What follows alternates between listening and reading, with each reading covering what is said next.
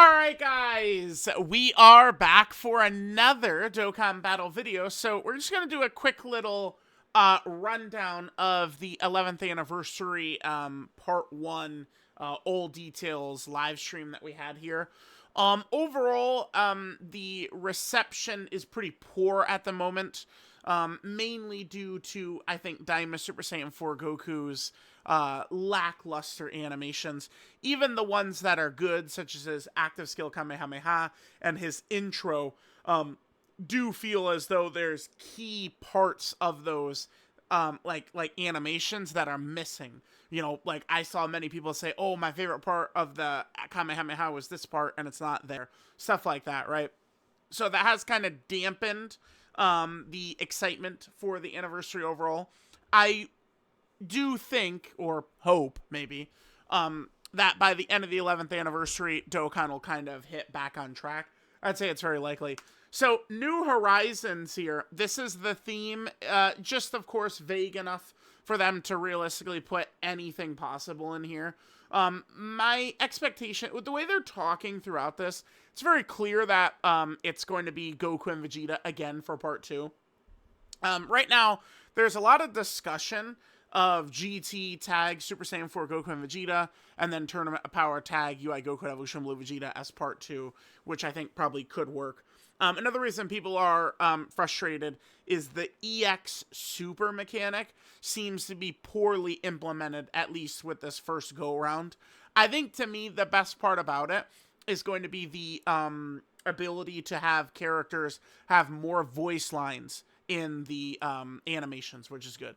But we're not going to be able to have that right now. By the way, I did just want to point out that the banners, as we're anticipating it, are going to drop when this is done. So I think we're still 11 hours, unfortunately, away from when these banners are going to drop. It sucks, but it's true. This, in my opinion, was a huge fumble by Dokkan. Not having the characters and banners drop right after the details, I think is just foolish. It should not be the case whatsoever. So, all right, let's go. All right, let's see what we got. Oh, actually, yeah, okay. So this is this. So all of these anniversaries, right? They've been 3 parts. Only 2 parts of it was going to be like summon units, right? Like you know, 9th anniversary part 1, part 2 were banners, but then part 3 was just like content and EZAs and stuff. This one is going to be 2 parts. Now, this isn't completely new because the GDC also was 2 parts. We were waiting for a part 3 that never came. It did end the way we were expecting it to, though, with Vegeta and Trunks and Super Saiyan 4 Gogeta EZAing, but yeah. Okay. Oh, sorry, I'm actually a little sleepy here, dude. What the hell? All right, let's keep going. So we got login bonus. Nothing really too crazy, but that, of course, is going to include the 10th anniversary login character who we will be able to Dokkan Awaken into the 11th anniversary login character. Sure, there's that. He, of course, is going to have an EX super attack. Right now, again, they seem a little hit or miss because the free-to-play Goku, again, to me, it's just, like people kept bringing up, like, into Buhan. It's not that. It's more so like a conditional super attack, a unit super attack. Where like AGL Pycon's got, STR Videl's got it, Tech Pan has got it. One of those is what the EX super attack basically is, except it's voiced. The biggest asset to our enjoyment playing it would be the voice lines in it. And for Daima, the free-to-play unit doesn't have a voice in it at all. And Daima, Goku, and Vegeta, they do have their voices in it, but it's like a 10-second animation, but 1 second is a voice. Right, so it doesn't really seem too great. We're going to be having a lot of tickets, including rainbow tickets. So we'll cover that. The multiple different types of tickets is always fun. Hopefully there'll be the 44% chance to get a character once the part 2 banners would drop. That would be outstanding, amazing, stupendous, incredible. Hopefully that's going to be the case. So we got those. And then panel missions. Yep, make sure you get the panel missions done. The Whis event is being revamped with very good skill orbs here. Unfortunately, though, they're going from EX skill orbs to skill orbs. So they're made a lot more powerful, but it's not something that like we could just take off a character and put on a character and take off of a character, right? Like these days, I have changed characters' builds really like willy-nilly, and me doing 45,000, not an exaggeration, by the way, that's true, 45,000 runs in the Whis event, which I did do. It's a fact. I have many equips I can mix and match with characters. I could change builds on the fly. It's whatever. With this, though, we're not going to be able to. I mean, I mean, are they going to make the drop rates of these very good? We'll see. I want to let it drop in game before I can comment, but I was looking through. I think that the tickets which we can get, and by the way, every time we clear the stage, we get a ticket and a skill orb, whereas in the old Whis event, you could only get one ticket per day, right? But the equips you can get with the tickets seem like they sucked ass to me, but let me see it in game first before I can make a true final type of judgment. But seems a little iffy, man, a little iffy. So there's that. Yeah, here, let's go. So, you know, we're not, once you put the equip on the character, it's stuck there, not really going to be able to swap them out, but they're made stronger in exchange, right? So that's good. And they do mention Beerus still can show up and give you, I guess, better equips or whatever, so whatever. Okay, so they're dropping 11th anniversary special battle, which will include, you know, equips for those two characters, which is good. Really, really excited for this event. I'm really excited for this. I felt like the GDC special battle was amazing, great content for 6 months. Very exciting fights. So I'm really looking forward to this. Like a lot. I have high expectations for this. So we'll see what this is going to look like. All right, continuing on here. So we have a new challenge event, and random bosses will be showing up. Take on randomly appearing enemies and complete missions to get stones.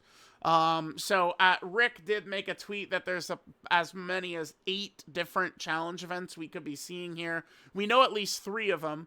11th anniversary special battle, this heated throwdown, and then there's also the Tamagami event, where we're able to get the free-to-play Tamagamis via missions, which they should be showing in a second here.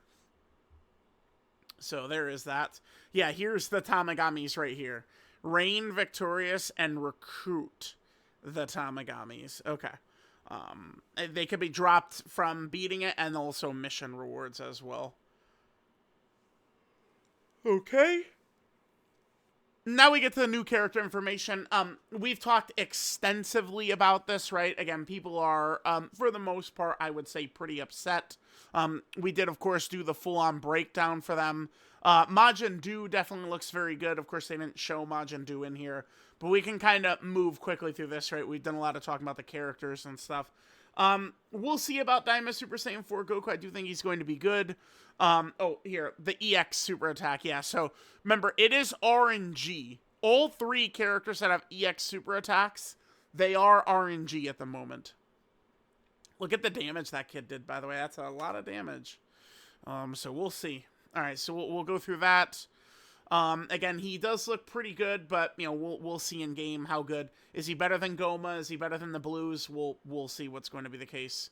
And then of course there's Daima Super Saiyan 3 Vegeta. To me, Daima Super Saiyan 3 Vegeta, he actually seems a little more interesting of a character. I'm very excited to see this guy in play. Really excited for that.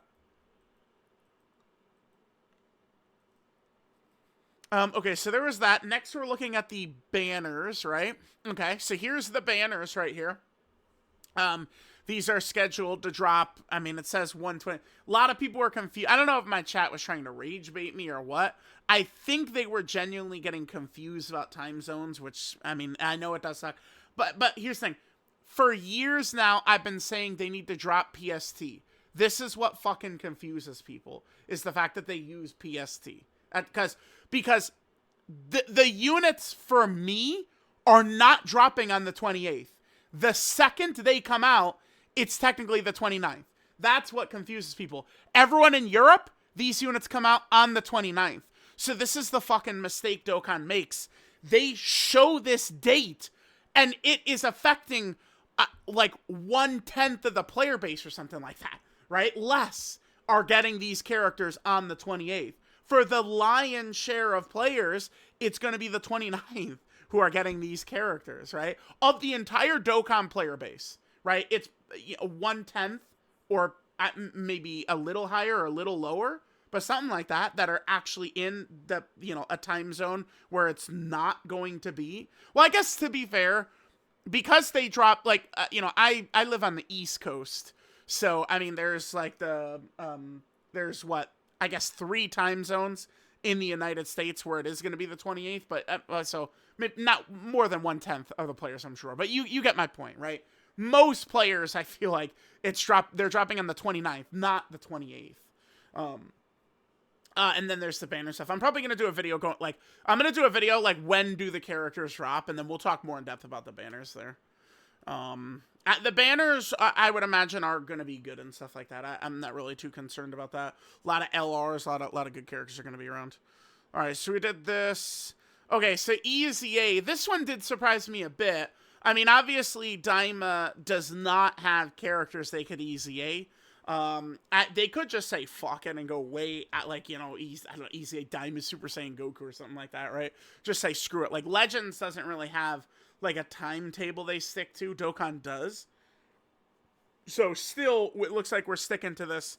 Now we're at the point where 2023 characters can begin EZAing. The first 2023 summonable characters that are EZAing, as we can see, is the Carnival Goku and the Carnival Kid Gohan. Carnival Kid Gohan, if you guys are curious, is one of the top 5 lowest interest characters ever, along with characters such as Android 16, Tao, Android 13, Android 17 and 18, right? Like Baby Gohan and Goten. Those are some of the characters with the lowest amount of interest we've ever seen. And Kid Gohan is the only Saiyan, well, I guess some Baby Gohan and Goten, but I mean, it's pretty much the only Saiyan sitting in there. That Kid Gohan, whew, you want to talk about a flop? That Kid Gohan. Like, dude, just today, these kids are trying to talk to me about physical Super Saiyan 2 Gohan. I'm not listening to you. Sorry. You're wrong. You want to talk about a flop? There's a flop right there. Right there. Saiyan Saga Kid Gohan. He should have been nowhere near Anniversary. This guy was pretty cool, but this should have been something else entirely. So these two were anticipated to EZA during this celebration. Nothing really too crazy about that. The Carnival Goku and Gohan. Trunks is kind of just like, whoa, hey, bud. Like, he's kind of just in there. So remember, he is on Vegeta family, right? So Trunks is going to be on the 220% for Daima Super Saiyan 3 Vegeta. Let's just take a look at what this boy is rocking here. Oh my god. Okay. Oh, we have quite a few characters here. Good characters that we could look at. Jesus, I didn't realize Trunks had got it like that. Trunks is not on this. Not on the 220. Damn, that sucks. Okay. He is not on the 220 here either. Okay, that sucks. He is on this 220. He's on this 220. And he's not on this 220. So right now, it's like these two and Daima Vegeta are like the teams for Trunks. This is probably the go-to team. I mean, Daima Vegeta's team is going to be crazy as well, but yeah, okay, wow. Yeah, because remember, but let me just click. I think people would just assume he's on Bond of Parent and Child, but Trunks is not on Bond of Parent and Child.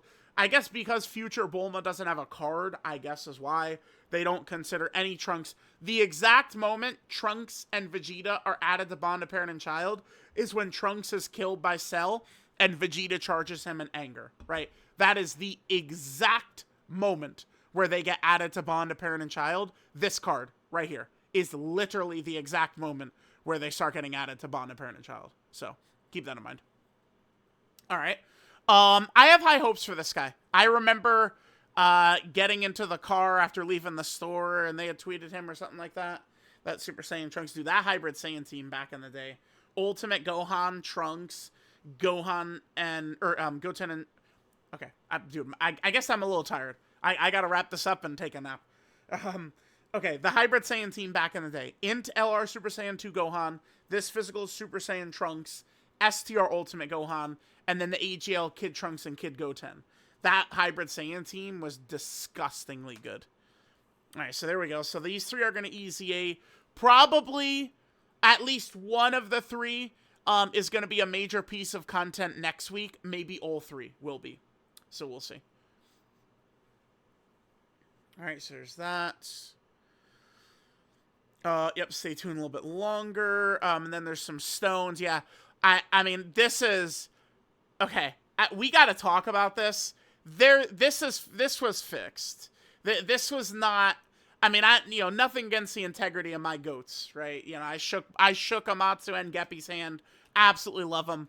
They've changed my life. But, like, bro, I believe... somehow there's I'm gonna pull this up. I'm gonna pull this up again. NBA draft frozen envelope. Okay, we're gonna have to pull this up. So there was a conspiracy with the NBA draft here. Can I just go images for this? Yeah. The conspiracy was that the envelope, the winning envelope, was frozen, right? So the commissioner at the time, David Stern, he was feeling the envelopes, and the frozen one, like, he could feel it was cold to the touch. So that's the one he picked, and then that's who wins the NBA draft lottery. This is in 1985, right? I heavily suspect that maybe the temperature, is different on some of these right here, right? Look at this. He's feeling every single one. Where's the cold one? Where's the cold ball? Oh, I got it. I found the cold ball, and it's 6. Okay. Let's continue watching. Amatsu, let's see what you got, man. You gonna touch every single ball to find which one is cold? Go ahead. Yep. Here he goes. Watch this. All right, I'm gonna touch every single ball. Yep, touching every single one. Let's identify the one that's colder to the touch. Let's watch. Yeah, no, not that. Oh, that one's pretty chilly. Boom. 7. 6, 7. Like, are you kidding me? Come on. There's no way. Like, bro, I'm just saying. I'm going with the frozen envelope theory for this, dude. I am. Yeah, we got to get the screenshot. Yeah, the iconic screenshot of the 6, 7 placed down right there. Let's go. Come on. Yeah, dude. Bro, that's an iconic moment in Dokkan history, man.